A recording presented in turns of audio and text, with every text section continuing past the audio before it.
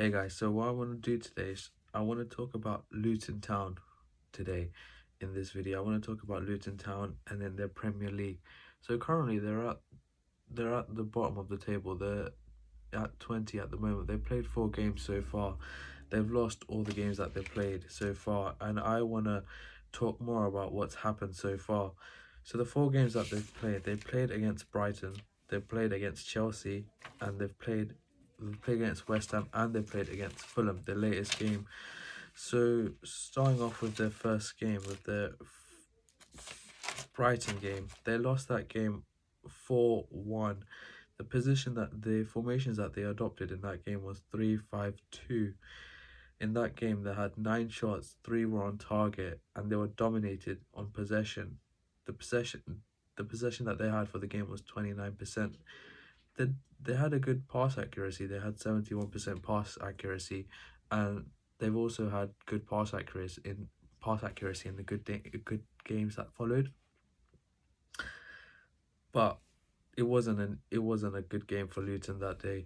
They lost 4-1. Maybe it was the three defenders at the back. The defenders couldn't handle it. But it's understandable to say that Luton have been in the Premier League, haven't been in the Premier League since the 1992, and only just started playing in the Premier League.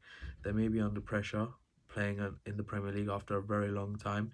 It may take time to adjust to the Premier League. It's understandable. But having said that, Luton are playing for the Carabao Cup and are in the third round to play Exeter City on the 26th of September. Their second game with Chelsea, I mean, that game was not an easy game for Luton. They're playing against one of the top teams in the Premier League, Chelsea, who aren't in actually a good state at the moment. But Chelsea are nevertheless a very good team to play against, and Luton did struggle with them. They lost 3-0 against them. The formations that they adopted that game was 5-3-2, I believe. They had 11 shots that game and only 1 was on target. Possession was 32%, and pass accuracy in that game was 73%, or somewhere along the lines. To be fair, I'll give it to Luton. It was a tough game to follow after the first one. Chelsea aren't really an easy team to play against, and the fact that they played against them shows that they're willing to go forward in the Premier League, take on the challenge. But obviously Chelsea took the win, and they followed the next game with West Ham. So with West Ham played on the 1st of September, they had like a 5-3-2 formation. Again, with these shots, they had 16 shots actually, 16 shots and 1 on target. They seem to be having a lot of shots or taking a lot of shots, but less of them are going on target. Maybe it's pressure of the Premier League, maybe it's just them getting used to it.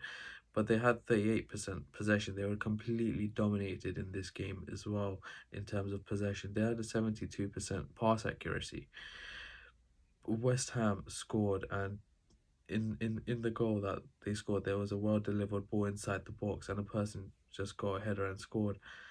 At the time of the goal, Luton had 5 defenders in the box, but the defenders are allowing the other side to find space inside the box, despite having 5 members or 5 players inside the box. Next goal, I mean, West Ham scored through a corner. It was a great corner, and then threw a ball and then headed in.